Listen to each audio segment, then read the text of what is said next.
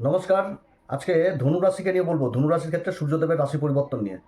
সূর্যদেব তো ধনুরাশির ক্ষেত্রে কারক, ভাগ্যের ঘরের অধিপতি। এবার স্বয়ং ভাগ্যের ঘরের অধিপতি ভাগ্যের ঘরেই নিজের রাশিতে অবস্থান করবে, স্বগ্রহী সূর্য। হ্যাঁ, তবে কি কেতু থাকছে। তো কেতুর সাথে এই যে সূর্যের যে একই ঘরে অবস্থান হচ্ছে, সূর্যের নিজের রাশিতে কীরকম প্রভাব দিবে ধনুরাশির ক্ষেত্রে, কোন দিক থেকে লাভ, কোন দিক থেকে বিশেষ সাবধান, সমস্ত কিছু আজকের ভিডিওতে তুলে ধরবো এবং কোন বিশেষ উপাচার করতে হবে ধনুরাশিকে সেগুলোও তুলে ধরবো। তো যাই হোক, অনুষ্ঠানটি শুরু করার আগে সবার প্রথম বলি যে এটা গ্রহের গোচর এবং চন্দ্র রাশি অনুসারে বলা হচ্ছে, কারো কোনো রকম ব্যক্তিগত কুষ্টি ধরে আলোচনা নয়। যদি অনুষ্ঠান ভালো লাগে তো লাইক, শেয়ার, কমেন্ট, তার সাথে সাবস্ক্রাইব করবেন। আপনারা সাবস্ক্রাইব করলে বিশেষভাবে অনুপ্রাণিত হই, অবশ্যই সাবস্ক্রাইব করবেন। তো ভাগ্যের ঘরের অধিপতি যখন ভাগ্যের ঘরে নিজের রাশিতে, গ্রহ যখন নিজের রাশিতে থাকে এমনিই তার বল বৃদ্ধি পায়। তো সূর্য হচ্ছে রাজা, রাজা হচ্ছে ধনুরাশির ক্ষেত্রে ভাগ্যের ঘরেরই অধিপতি। তো রাজা যখন ভাগ্যের ঘরে অবস্থান করবে নিজের রাশিতে, তখন তো একটা অন্য মাত্রা নিয়ে আসবে এই ধনুরাশির জীবনে। কিন্তু কেতু তো অবস্থান করছে, কেতুরও তো এখানটাতে বিশেষ ভূমিকা রয়েছে। হ্যাঁ, তবে রাজার ঘরে তো উঁচ নিচ নাই, রাজার ঘরে অর্থাৎ সূর্য এই সময়কালে যেরকম বহু দিক থেকে উন্নতি জিনিসটা নিয়ে আসবে, তো সেরকম কিন্তু কেতুর অবস্থানেও একটা কিন্তু আধ্যাত্মিক দিক উঠে আসবে এই ধনুরাশির ক্ষেত্রে। গুরুর রাশি এমনিতেই তো আধ্যাত্মিক জিনিসটা উঠে সবসময় থাকে গুরুর রাশিতে। এই সময়কাল আর একটু বিশেষভাবে অনুভূত হবে। সূর্য মানে কি ক্রোধ, তেজ, ইগো, অহংকার, রাজা তো সে। তো রাজার মধ্যে সেই গুণটা আসবে। কেতু যেমন একটা গুণ আসা এই সময়কালে, যে কি বলবো, যে কেউ কিছু করলেও মনে হবে যে কি করব। সূর্যের যে একটা কর্তৃত্বপূর্ণ একটা আচরণ, একটা লিডারশিপ কোয়ালিটি, তো কার উপর সেই জিনিসটা দেখাবে, দেখিয়ে কি লাভ, এরকম চিন্তা ভাবনা আসবে, একটা আধ্যাত্মিক টান চলে আসবে, যেহেতু কেতু এখানটাতে জিনিসটা চলে আসছে। তো যাই হোক, কেতুর সাথে জুতি এবং যে নক্ষত্রগুলো পাচ্ছে, প্রথমেই তো মঘা নক্ষত্র পেয়ে যাচ্ছে। সূর্যদেবের রাশি পরিবর্তন তো 1 মাসের জন্য হয়। তো সূর্য এখানটাতে যে অবস্থান করবে, কেতুর নক্ষত্র অবস্থান করবে। কেতুর নক্ষত্রে থাকবে হচ্ছে 31 তারিখ পর্যন্ত। তারপরে তো চলে আসবে হচ্ছে পূর্বা ফাল্গুনী নক্ষত্র, এটা তো শুক্র শাসিত। শুক্র এই নক্ষত্রের অধিপতি, ভাগ হচ্ছে অধিপতি দেবতা, সৌভাগ্যের প্রতীক এবং বিজয়ের পরবর্তী উল্লাস এই নক্ষত্রকে বলা হয়। তো ভাগ্যের ঘরে শুক্রের নক্ষত্রে সূর্য অবস্থান করবে, কীরকম প্রভাব দিবে এখানটাতে তো থাকছে হচ্ছে 31 তারিখ থেকে একদম 13 তারিখ পর্যন্ত থাকবে, 13ই সেপ্টেম্বর। তারপর তো আবার নক্ষত্র পরিবর্তন করবে, তখন তো সূর্য চলে আসবে নিজের নক্ষত্র উত্তরা ফাল্গুনিতে। উত্তরা ফাল্গুনিতে অবস্থান অল্প দিনের জন্য হলেও, একটি চরণ পেলেও এখানটাতেও বিশেষভাবে প্রভাব দিবে সূর্যের এই পরিবর্তন। সূর্যের পরিবর্তন যথেষ্ট ভালো প্রভাব ধনুরাশির জন্য অপেক্ষা করছে এই সময়কালে।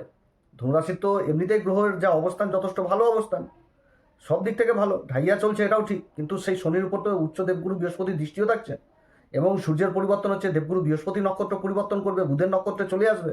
বহু দিক থেকে একটা অন্য মাত্রায় এখন কিন্তু ধনুরাশি যাচ্ছে।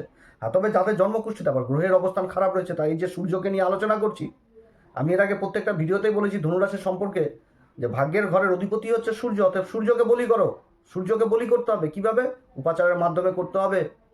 বিভিন্ন রকম উপাচার রয়েছে, তার মধ্যে সর্বশ্রেষ্ঠ উপাচার আমার কাছে মনে হয় সূর্য যন্ত্র বাড়িতে স্থাপন করো, সূর্যের পূজা করো, বিধি আচার মেনে সূর্যের পূজা করো। যথেষ্ট ভালো প্রভাব, ভালো ফল দিবে কিন্তু সূর্য। সূর্যই কিন্তু মান, সম্মান, পদ, প্রতিষ্ঠা সমস্ত কিছু দিবে। প্রশাসনিক দিক কিন্তু সূর্য থেকে উঠে আসছে ভাগ্যের ঘর। সূর্যের এই স্বগ্রহী অবস্থান, কেতুর সাথে যে অবস্থান, দীর্ঘকালীন কাজেও কিন্তু সফলতা অনেক দিক থেকে উঠে আসছে। সেটা নক্ষত্র ভিত্তিকভাবে আলোচনা করবো, যে কেতু নক্ষত্র যেরকম হচ্ছে মঘাতে কিরকম প্রভাব দিবে, পূর্বা ফাল্গুনিতে কিরকম প্রভাব দিবে, উত্তরা ফাল্গুনিতে প্রভাব দিবে। কিন্তু সাধারণভাবে সূর্য ভাগ্যের ঘরেরই অধিপতি। সূর্য যখনই একটা ভালো পজিশনে থাকবে এই ধনুরাশির ক্ষেত্রে, তখন কিন্তু অন্য মাত্রায় ধনুরাশির জীবনযাত্রাকে নিয়ে যাবে। ভালো অবস্থান সূর্য মানে ভাগ্যের ঘরের অধিপতি সূর্যকে বলবান করতে হবে, তাহলে সমস্ত কিছু জীবনে কিন্তু পাওয়া যাবে। তো যাই হোক, আজকের আমাদের ভিডিওতে সেই প্রোডাক্ট বলে অপশনটা থাকছে, যাদের জন্মকুষ্ঠিতে সূর্যের অবস্থান খারাপ রয়েছে, সূর্য গ্রহণ যোগের মধ্যে পড়ে রয়েছে, অবশ্যই কিন্তু সূর্য যন্ত্র ব্যবহার করবেন। সূর্য যন্ত্রের উপাচার এটা শ্রেষ্ঠ উপাচার, কবচ হিসাবে কাজ করবে জীবনচক্রে। যত বেশি করা যাবে তত বেশি উন্নতির চরম শিখরে উঠবে। মান, সম্মান, অর্থ, যশ, খ্যাতি সব কিছু সূর্য দিয়ে আসবে এই ধনুরাশি জীবনে। মঘা নক্ষত্রে 17/8 থেকে একদম 31/8 পর্যন্ত অবস্থান করবে। মঘা নক্ষত্র তো কেতু নক্ষত্র, পূর্ব পিতৃদের নক্ষত্র। তো পূর্ব জন্মের কর্মের ফল, ভাগ্যের ঘরে সূর্য, স্বগ্রহী সূর্য কেতুর সাথে আবার এই খান্ডাতে অবস্থান করে দিচ্ছে। কেতু সূর্যের নিজের নক্ষত্র অবস্থান করছে, আর সূর্যও কিন্তু কেতু নক্ষত্র অবস্থান ভাগ্যের ঘরে। একটা মহা সংযোগ এক কথায় বলতে গেলে এই সময়কাল। ভালো অবস্থান এই সময়কালে। কেতুর এই যে অবস্থান, পিত্রদের আশীর্বাদ এই সময়কালে যথেষ্ট পাবে এই ধনুরাশির ক্ষেত্রে। এই যে নবম ঘরে সূর্যের রাশি মানে নিজের রাশিতে মঘাতে প্রবেশ, মানে হঠাৎ হঠাৎ এমন কিছু জীবনে ঘটতে থাকবে যেগুলো অপ্রত্যাশিত কিন্তু ফলদায়ক, এরকম কিন্তু হবে। মঘা নক্ষত্রে মানে কেতু নক্ষত্র হওয়া, সূর্য কেতুর এখানে সংযোগ মানে গভীরভাবে আবার নিজেকেও বিশ্লেষণ করবে, ধর্মের প্রতি বিশেষ রুচি এগুলো কিন্তু আসবে, পূর্বপুরুষ, পিতার দিক, পারিবারিক সম্মান অথবা বংশগত অসমাপ্ত কোনো বিষয় যেটা থেকে লাভ আসার প্রবল সম্ভাবনা এগুলো কিন্তু উঠে আসবে এই সময়কালে। অপ্রত্যাশিতভাবে এমন কোনো সুযোগ আসতে পারে যেটা হয়তো বর্তমানে না, বিগত দিনে করে রেখেছিল এমন কোনো কাজ বা এমন কোনো যোগাযোগ বা এমন কোনো পরিচয় বা এমন কর্মের সাথে কোনো একটা পুরনো সম্পর্ক, সেই সব জিনিস উঠে আসার প্রবল সম্ভাবনা থাকবে এবং সেখান থেকে কিন্তু লাভ জীবনে উঠে আসার সম্ভাবনা থাকছে। ভাগ্য এখানটাতে সরাসরি মানে একদম ভালো প্রভাব, ভালো রেজাল্ট দিবে, সেরকম উচ্চশিক্ষা উঠে আসছে, দূরযাত্রা উঠে আসছে, গুরুজন ব্যক্তির কাছ থেকে কোনো বিশেষ জ্ঞান লাভ করা বা আধ্যাত্মিক বিষয়ে নতুন দরজা খুলে যাওয়া কিন্তু বুঝাচ্ছে। তবে কেতুর কারণে বহু সুযোগ আসলেও তার মূল্য প্রথমে কিন্তু বোঝা নাও যেতে পারে, পরবর্তীতে বোঝাও যেতে পারে এবং সেটা কিন্তু গভীর হতে পারে। পিতার সঙ্গে মতের অমিল বা প্রবীণ ব্যক্তিদের সাথে কথা বলার দিক থেকে বিশেষভাবে সাবধান। যে কেতু এখানটাতে এই জিনিসগুলো নেগেটিভ হয়তো কিছুটা থাকবে। তো সূর্যের অহংকার আর কেতু কি জিনিসটা বুঝাচ্ছে? কেতু তো সবসময় কাটিং করবে কি না, অহংকারটাকে কাটবে। তো সেই জিনিস, অতএব গুরুজন ব্যক্তির সাথে কোনো রকমভাবে এই সময়কালে কথাবার্তা বা অবহেলা এগুলো কিন্তু করা চলবে না এবং নিজের যোগ্যতাকে প্রমাণ করতেই হবে, অতিরিক্ত আত্মবিশ্বাস দেখানোর এটা কিন্তু সময় নয়। এখানটাতে গভীর বিশ্লেষণ এগুলো জিনিস করতে হবে। আর সব থেকে বড় সাবধান এখানটাতে কেতু যে অবস্থান, এই ভাগ্যের ঘরে সূর্যের সাথে অবস্থান, যে কোনো কাগজপত্র হোক বা সরকারি কাগজপত্র হোক বা পারিবারিক কোনো সিদ্ধান্ত, এগুলোতে তাড়াহুড়া কিন্তু করা যাবে না। এদিক থেকেও কিন্তু বিশেষভাবে সাবধান এবং গোপন তথ্য বা পারিবারিক বিষয়ের বাইরে প্রকাশ করা চলবে না। যে বাড়িতে কোনো একটা কিছু গোপন জিনিস হচ্ছে সেটাকে প্রকাশ করলাম, সবার সামনে করে দিলাম গোপন তথ্য, বা এমন কোনো সরকারি ক্ষেত্রেও কোনো কাজ করছি সেখানটাতে কোনো গোপন তথ্য যেটা বাইরে প্রকাশ করে দেওয়া, সেটা কিন্তু করা চলবে না। তবে সূর্যের এই যে অবস্থান মঘা নক্ষত্রে হচ্ছে, এটা একটা এমন একটা পর্যায়ে ধনুরাশির ক্ষেত্রে আসছে যে ক্ষমতা, অনেকে কি হয় যে ক্ষমতা পেয়ে গেলাম, তো ক্ষমতা পেয়ে যাওয়ার পর কি হয় যে সব কিছু কিন্তু ভুলে যায়, যে কোন জায়গা থেকে কোন ক্ষমতা পেলাম, কি পেলাম না পেলাম, সেই জিনিসটাকে ভুলে যায় এবং নতুন করে কিন্তু নিজেকে সাজাতে চাই, পুরোনো জিনিসটাকে কিন্তু ভুলে যায়। এটা কিন্তু করা চলবে না এই মহা নক্ষত্রে, যে আমি ক্ষমতা পেলাম, আমার মাথা উঁচু হলো, আমার সম্মান, আমি সমস্ত কিছু পাচ্ছি, কিন্তু কেতু তো সবসময় জ্বর শিকড় জিনিসটাকে বুঝায়। এবং ধনুরাশির যে মানে কি বলবো, ধনুরাশির ক্ষেত্রে যে অবস্থান কালপুরুষ চক্রে, এখানটাতে কিন্তু কেতুর নক্ষত্র পড়ে, কেতুর যে নক্ষত্র সেটা কিন্তু এখানটাতে পড়ে মূল নক্ষত্র। অতএব সেই শিকড়কে কিন্তু ভুলা যাবে না, যে একটা শিকড় যেরকম গাছকে আগলে রাখে, আর গাছ যদি উপরে ভাবে যার নিচে কিছু নাই, আমি সর্বা, তো সেই জিনিস কিন্তু করা চলবে না। অতএব বড় কিছু প্রাপ্তি হলেও, সম্মানের পাত্র হলেও, সেই জায়গাটাতে কিন্তু অবশ্যই পুরনো বিগত জিনিসকে মনে রেখেই কাজ করতে হবে, তাহলে কিন্তু বিশেষ উন্নতি এ সময়কালে পাওয়া যাবে এবং ভাগ্যের দরজা খুলবে এবং পূর্বপুরুষদের আশীর্বাদ প্রাপ্তি ঘটবে। যেহেতু কেতুর সাথে অবস্থান করছে, এমনিতে তো ভাগ্যের একটা বিশেষ প্রভাব, কিন্তু পূর্বজন্মের যে কর্ম এবং পিতৃদের যে আশীর্বাদ, এটা কিন্তু লাভ করবে এই সময়কালে এই ধনুরাশি। পূর্বা ফাল্গুনী নক্ষত্র অধিপতি দেবতা হচ্ছে ভাগ, শুক্র হচ্ছে এর অধিপতি। তো পূর্বা ফাল্গুনী নক্ষত্রে 31/8 থেকে একদম 13/9 পর্যন্ত থাকবে এবং এই নক্ষত্রকে বলা হয় বিজয়ের পরবর্তী উল্লাস। তো বিজয় মানে কি? যুদ্ধের পরেই তো বিজয় আসে, তো যুদ্ধ করতে তো সংঘর্ষ চাই। আর কেতু এখানে তো অবস্থান করছে, কেতুর সাথেই সূর্যের অবস্থান, তো দীর্ঘদিন ধরে যে জায়গাটাতে সংগ্রাম চলছিল, তো ভাগ্যের ঘরের অধিপতি ভাগ্যের ঘরে এসে এখন তো ভাগ্য পূর্বা ফাল্গুনী নক্ষত্রে সৌভাগ্যের দেবতা, তো দীর্ঘদিন ধরে যে সংগ্রাম চলছিল জীবনে, এমন কিছু কিছু ক্ষেত্রে সেখান থেকে কোনো ভালো সংবাদ জীবনে চলে আসার প্রবল সম্ভাবনা থাকবে, প্রবল সম্ভাবনা এই সময়কালে থাকবে। যে দীর্ঘদিন ধরে এমন কোনো একটা সমস্যা জীবনে ছিল যেটা প্রকাশ করতে পারছিলাম না বা প্রকাশ করেছি, সেই জায়গা থেকে একটা উন্নতির পরিবেশ এখানটাতে আসছে এবং তার সাথে কি আসছে? আনন্দ আসবে, সম্পর্ক আসবে, আকর্ষণ আসবে এবং প্রাপ্তির বিষয় কিন্তু থাকছে এই সময়কালে। দীর্ঘদিন অপেক্ষার পর ফল পাওয়ার মানে একটা ভালো সময় এই ধনুরাশির ক্ষেত্রে চলে আসছে। কাজের স্বীকৃতি, মান সম্মান, সৃজনশীলতা, সামাজিক পরিচিতি খুবই ভালো দেখা দেবে। দূরের কোনো ব্যক্তি বা পরিচিতির মাধ্যমে লাভজনক সুযোগ এই সময়কালে উঠে আসার সম্ভাবনা থাকবে এই পূর্বা ফাল্গুনী নক্ষত্রে সূর্যের অবস্থান কেতুর সাথে। কেতু তো মগাতে রয়েছে, আর তার সাথে কী হবে? প্রেমের সম্পর্কও কিন্তু এখানটাতে উঠে আসছে। বিভিন্ন রকম যোগাযোগ ভাগ্যের দরজা খুলবে এবং সূর্য কেতুর অবস্থানে অদ্ভুত একটা পরিবেশ তৈরি হবে। শুধু সফলতাই পাবে এই সময়কালে। কিন্তু এই যে অবস্থান, এই যে বিজয়, এই বিজয়ের পরেও কিন্তু স্বপ্ন, একটা প্রশ্ন থেকে যাচ্ছে। যেহেতু কেতুর সাথে অবস্থান একটা কেমন, যে সব কিছু পাচ্ছি, সব কিছু আনন্দ উপভোগ সমস্ত কিছু করছি, কিন্তু তারপরে একটি কোশ্চেন থেকে যাচ্ছে, সেটা কি আধ্যাত্মিকের কোশ্চেন, যে সমস্ত কিছু পাওয়ার পরও মনে হবে যে আমি কোন দিক থেকে যেন একটা শূন্য জায়গায় রয়েছি।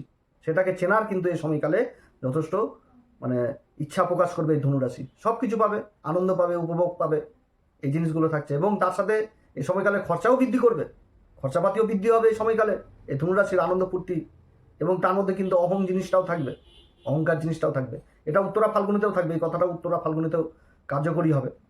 তো এই সময়কালে কিন্তু বিশেষভাবে এগুলো জিনিস থাকছে। আর মানে সাবধান যদি করি এই নক্ষত্রে, যে এমন একটা মুহূর্ত যেখানটাতে কাউকে প্রতিশ্রুতি দেওয়া, মিথ্যা প্রতিশ্রুতি দেওয়া বা বিনায়ক বা কাউকে অন্ধবিশ্বাস করা, এগুলো কিন্তু বিশেষভাবে সাবধান। এবং নিজের যে একটা সফলতা, অনেকে কি করে যে এমন সফল হয় যে প্রচার, নিজের কথা নিজেই প্রচার করে বেড়াচ্ছে যে আমি অমুক করেছি, সেই করেছি, এই করেছি।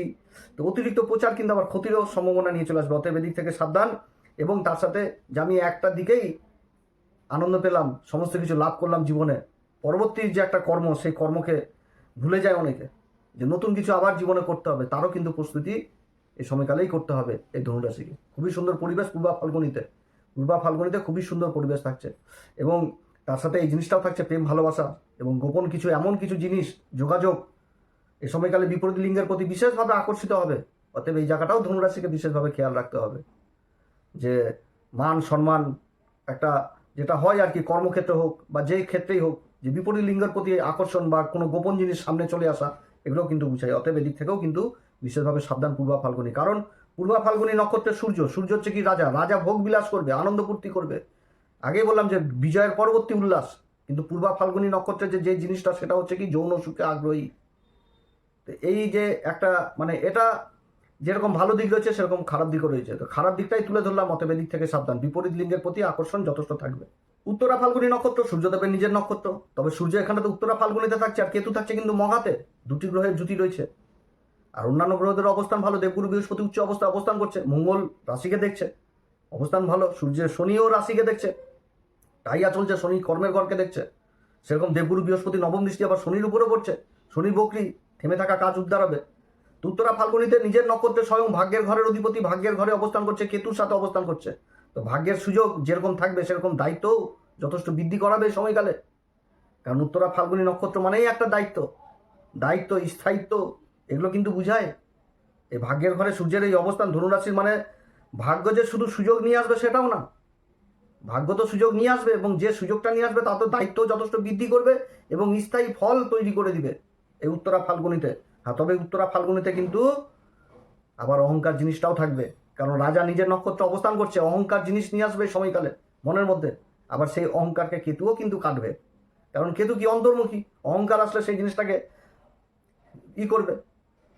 যে সূর্য মানে কি একটা লিডারশিপ কোয়ালিটি, একটা কর্তৃত্বপূর্ণ আচরণ, এই জিনিসটা সূর্য নিয়ে আসবে, একটা অহংকার নিয়ে আসবে। মানে সূর্য এখানটাতে এমন একটা পজিশন চাই, যে এমন জায়গায় বসতে চায় যে সবাইকে যেন সে দেখতে পায় এবং সবাই যেন তাকেই দেখে, এই জিনিসটা যে একটা সম্মানের খিদা। কিন্তু কেতু এখানটাতে কি করবে, সে অহংকার জিনিসটাকে কাটবে, অহংকার জিনিসটাকে কাটবে এবং নিজেকে ধর্মের পথের দিকে নিয়ে চলে যাবে। কেতুর অবস্থানে কিন্তু এই জিনিসটা কিন্তু যথেষ্ট তৈরি করবে মানসিকতাটাকে। তবে কেতুর এই অবস্থান, এই সূর্যের এই অবস্থান এই সময়কালে কোনো রকমভাবে কোনো প্রবীণ ব্যক্তি হোক বা বয়স্ক লোক হোক, এদের সাথে অযথা তর্ক বিতর্ক অনেকে করে, এরকম অসম্মানজনিত কথাবার্তা বলে, এগুলো কিন্তু করা কোনো সময় উচিত নয়। এবং যে কোনো আইনি জটিলতা বা কোনো কাগজপত্র, এই সমস্ত কারো মৌখিক কথাতে বিশ্বাস না করে নিজেকে যাচাই করে তার উপরই সই করা অবশ্যই যথেষ্ট উচিত এই সময়কালে। অন্ধের মতন বিশ্বাস বা কারোর দায়িত্ব এই সময়কালে নেওয়া উচিত নয়। উত্তরা ফাল্গুনিতে যে জিনিসটা আসছে সেটা কি, যে ভাগ্য অবশ্যই সুযোগ দিবে এবং সেই ভাগ্যের পরে আবার দায়িত্বও কিন্তু পালন করতে হবে এই উত্তরা ফাল্গুনিতে। তবে এটা যে সবার ক্ষেত্রে যে সমান হবে সেটাও না। অনেকের জন্মকুষ্ঠিতে আবার গ্রহের অবস্থান খারাপও রয়েছে, তাদের ক্ষেত্রে অন্যরকম রেজাল্ট আসবে। তো তাদের ক্ষেত্রে, তবে এটা যে সবার ক্ষেত্রেই সমান হবে সেটাও না। যাদের জন্মকুষ্ঠিতে গ্রহের অবস্থান খারাপ রয়েছে তাদের ক্ষেত্রে আবার অন্যরকম রেজাল্ট দেবে।